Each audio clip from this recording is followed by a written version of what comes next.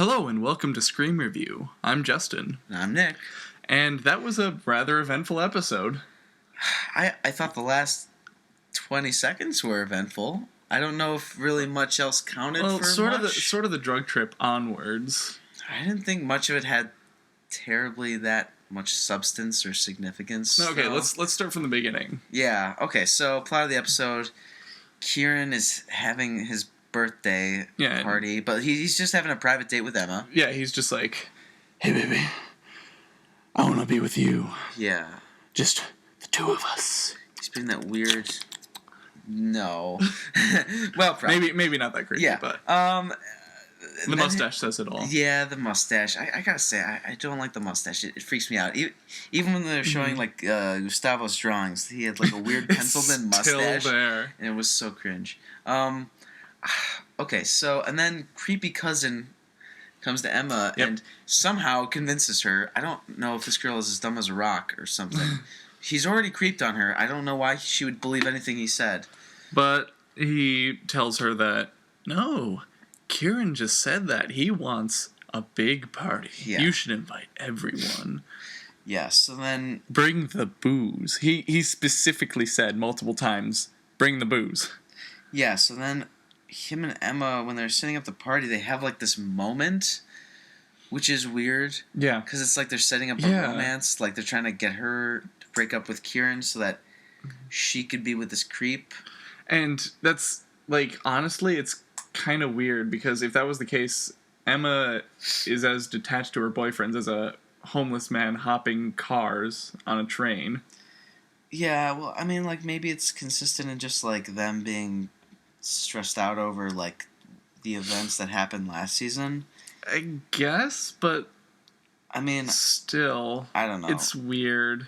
Because in the last season, she left the jock for Kieran, which was fair. The jock wasn't a great character. I don't even remember that guy's name. Yeah, but I just remember him the guy who got split in half. That's all I remember him by. She just kind of leapt from him onto Kieran, and now is she leaping from Kieran onto this guy? It's kind of weird. I don't know. I'm not a fan. I'm not a fan. All right, let's talk about Audrey in the episode. Yep. She has a kind of a big arc. Mm-hmm. Well, not big. It's big for this show anyway. Yeah. We start with her deep in the woods, trying to bury the corkscrew that killed the Eddie Kruger guy. Eddie Kruger. Yep. And then the next morning, she wakes up, and in a Godfather-like sequence, it's right next to her in bed.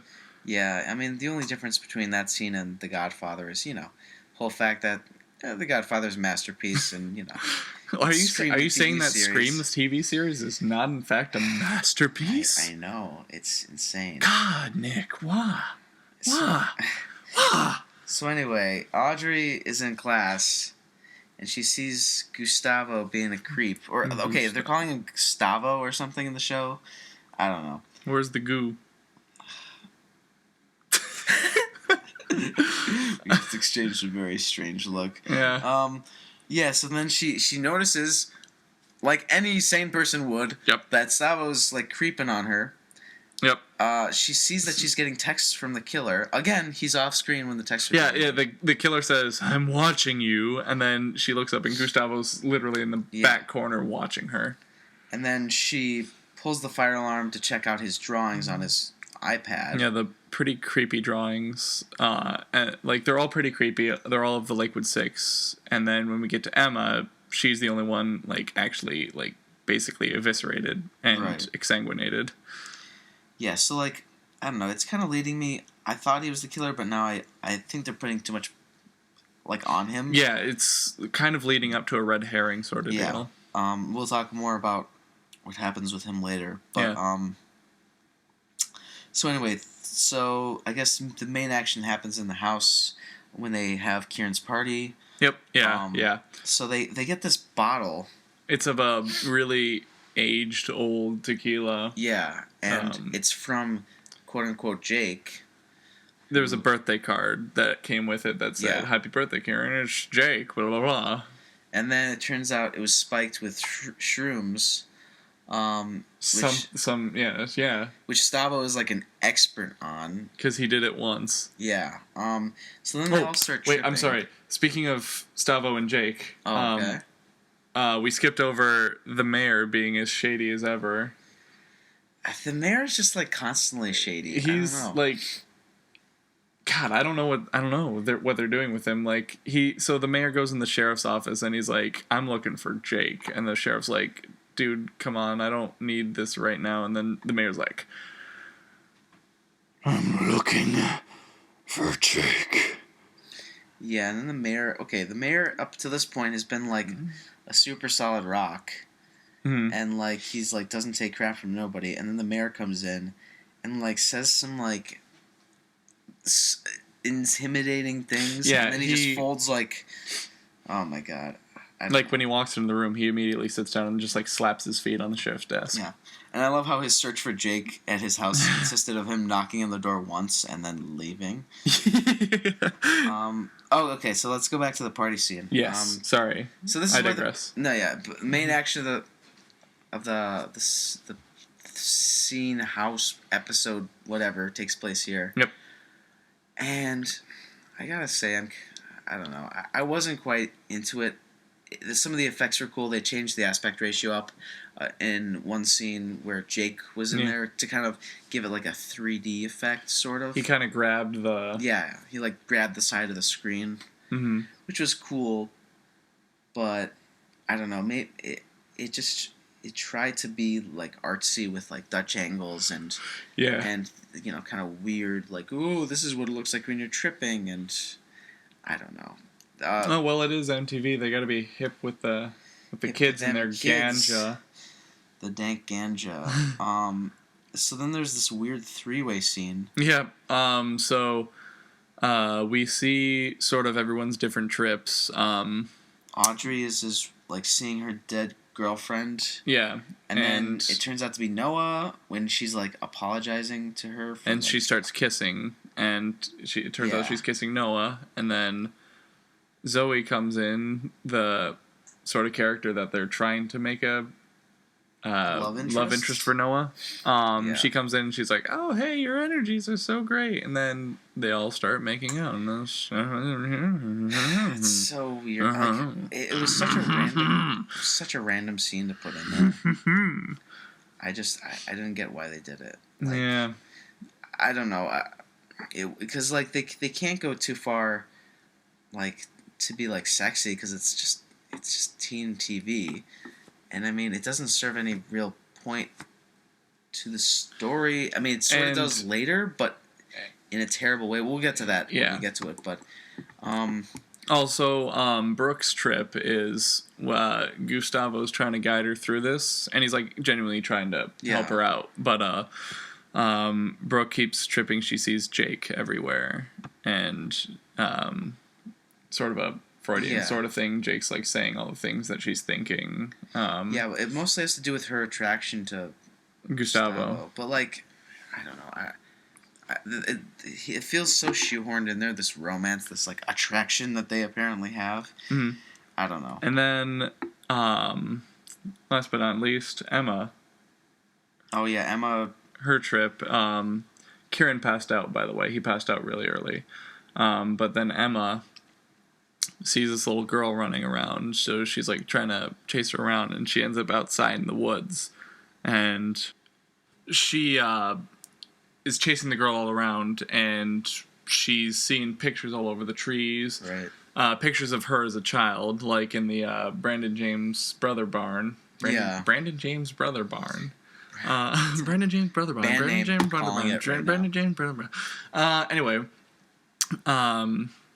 and she ends up running into Dollface, and she's like, "It's not real. It's not real." Dollface is like freaking sprinting at her, and she's like, "It's not real. It's not real. It's not real." She opens her eyes, and it's gone. But it's not. And he takes a big old swipe at her with a knife. Isn't that what happens, Nick? Yeah, but then it's not really that exciting, because then the dad's like, oh yeah, Emma. She runs into the dad. Oh, I saved your life. which is bullshit. But whatever.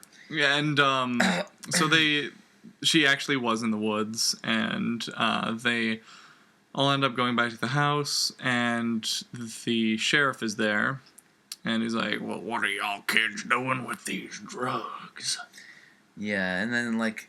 And Emma's like, I was attacked by the new killer, and everyone's like, new killer? There's no new killer. Oh, yeah, that's so stupid, because they use that later for her to, like, have a wedge come between her and Kieran, because she's like, you believe me, right? Yeah. And then he tries to convince her otherwise. First of all, she was on hallucinogens, so probably wouldn't believe her at that point. And also, she's been having all these incidences where she's been seeing a killer, so, like, you know, I'm fine with them, like... not believing her. Yeah, because it's very reasonable. So some horror movies, it's like the opposite, where, like, it's clear that there's a killer, and then everyone's like, what? What? Like there's no like killer? In Jaws, like, there's, like... Yeah, it's like... a shark is attacking people, and they're like, it's fine, keep it open. Keep the town open for the summer. But in this case, there's a genuine cause for doubt. Yeah. Going back to Stavo's character, so he it turns out he has, like, a bunch of, like, creepy illustrations, again, of the Liquid Six. Also one that he had of a pig, which is interesting, because it was, like, back to the photograph of, like, the split open pig, or was it a photograph? It was in the Brandon James brother barn. Okay, and then the sheriff finds the Brandon James ghost face mask inside a box in Gustavo's room. Yeah, so, and I think he kind of knows. He knows something. Yeah. Well, yeah. Or he's getting to know something. But yeah, this is where I think the show now is kind of being like, okay, Gustavo's not the killer, because it's what it wouldn't be a reveal. We're not even halfway through season 2, and the guy already has the mask in his room. No, it's not going to happen. There's no way. Let's talk about Zoe and what they're doing with her. At the end of the episode, after there's that weird 3-way kissing thing, Zoe does a complete 360 and thinks that Noah's into Audrey. Yeah. And so then she, like, kind of abandons him, and is like, no, I don't want to go out with you. It's just so weird, because I feel you introduce her character to become this sort of love interest character, and then a couple episodes later you take her out. Yeah, but I feel like it's just an attempt by the showrunners to add some suspense to that love story, or to maybe perhaps guide Noah to liking Audrey. But see, I'm not a fan of that. I like them as just friends. Though. Me too. But I think that's kind of where they're headed for. I do think, like, honestly, if they took out Zoe from the show, it wouldn't be a major difference. There would be no consequence. The only thing keeping her in the show is that she's in that pageant thing or whatever. Yeah. Which, due to the events at the end of the episode, I would think would be canceled. But yeah, it's I have no idea what they're trying to do with Zoe. She has no character whatsoever. She hasn't really been fleshed out at all, has she? She hasn't had any, like, genuine, memorable scenes at all. No, she's been shown to, like, of course, have interests and intellect that impress Noah. Yeah, but like, that's her character, is that she's smart and she likes Noah. Yeah. And that's it. Yeah. I don't know. But I will say that the end of the episode was a really good surprise. Yeah. For sure. So Jake's body falls down. Yeah, in the they're having the assembly for the Lady of the Lake 4 finalists. Yeah, which is kind of the saddest assembly. Yeah. Anyway, that also probably wouldn't happen in a high school. You couldn't just have an announcement for it? Yeah, because, like, when they did court, they did it over the announcements, right? For homecoming and prom and all that stuff. Like, I don't know. It's weird. Anyway, the 4 finalists are called up. The last 2 are, of course... 5 finalists, I think. I'm pretty sure it's 4. Either way, the last 2 are Zoe and Brooke. Yeah. And when Brooke goes on stage, she stands in the middle, and they open up the banner, saying, like, Lady of the Lake pageant, yay, finalists! But, in sort of a Carrie-esque thing, blood, like, just drops out of the banner, covers Brooke in her white dress, and the eviscerated corpse of Jake falls out with it in front of Brooke. Yeah. And the entire school. Which is, it was a nice little twist at the end of the episode to a kind of uneventful episode in terms of like any action or to a more or less uneventful season so far as action. I mean, there's Eddie Kruger's death, which was very small, and then there was the scene in the very beginning. Also Jake, but that was very brief. I will say that the show, I feel like it's kind of devolving back into season 1. I was saying this today. We were watching the show. It's at least the beginning of season 2 had a kind of darker tone, darker color palette. And this one's much brighter. Much brighter. Looks exactly like the original first season, which... Yeah. I didn't even notice it because I'm just so used to sitting through the first season. Yeah. But, yeah, Nick pointed it out, and he's totally right. Yeah, besides maybe the Dutch angles that they did during it, I mean, it's almost identical. Yeah. So, I don't know. I feel like this episode wasn't great. We should probably talk about who we think is the killer, because we kind of have an interesting theory on it. Yeah.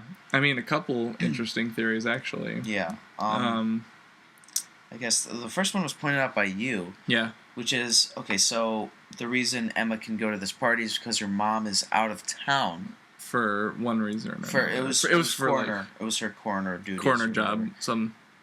But then Justin noticed something, which is so after the quote unquote attack of the Brendan James masked person, and after Emma's dad brings her back home, Emma's mom comes home dressed all in black, with her hair tied back as if she was wearing something over her head.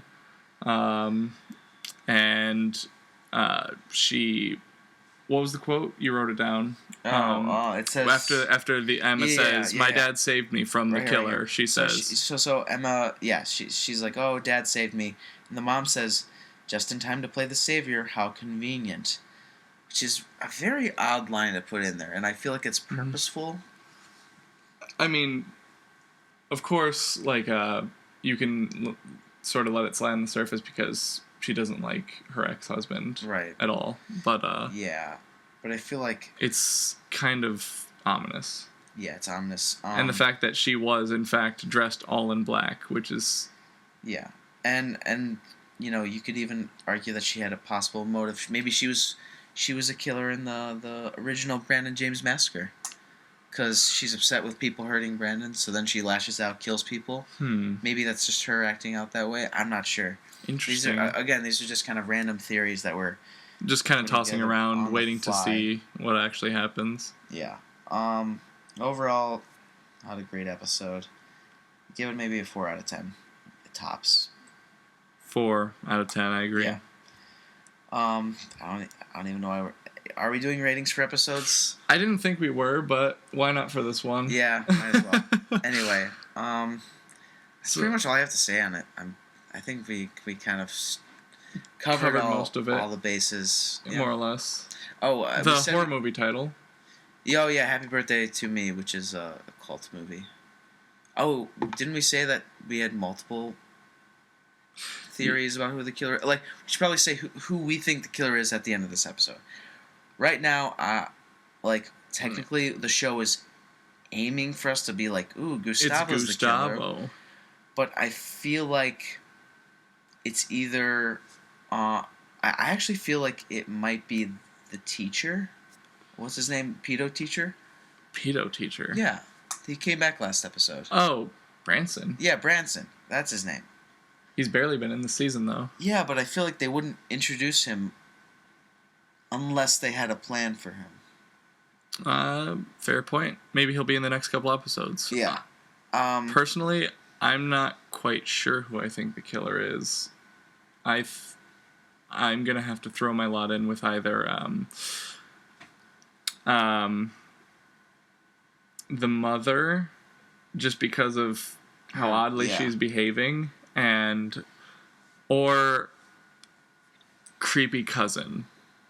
I don't know why he would, but it was oddly orchestrated. The whole bad liquor and the party. The party was his idea. The booze was his idea. Yeah, see, like, but I don't know. Maybe this is just how I perceive the actor, but I feel like the cousin's too creepy to be like straight up the killer. And I don't see a motive. Yeah, I mean but it's still oddly orchestrated. It's very odd. I feel like it's a little bit too convenient. I will say, yeah, I'm leaning more towards. Strangely enough, although why would the mom attack her own daughter? It's kind of weird. I don't know. So now that Gustavo's kind of out of the picture in terms of suspicion, yeah, I would say that either Branson, the mom, or I'd say the cousin. Cousin's a fair bet. He's a fair bet. Yeah. So that wraps up this episode, and soon we'll be taking a look at episode 5. Yeah, that's right. Yeah, we recorded, so we're gonna be doing that, and then we'll be pretty much on schedule for episode 6. Yeah, sounds good. Yeah, we're almost we're almost there. All right. This is You want to close Nick. This is Justin. And this is Scream Review.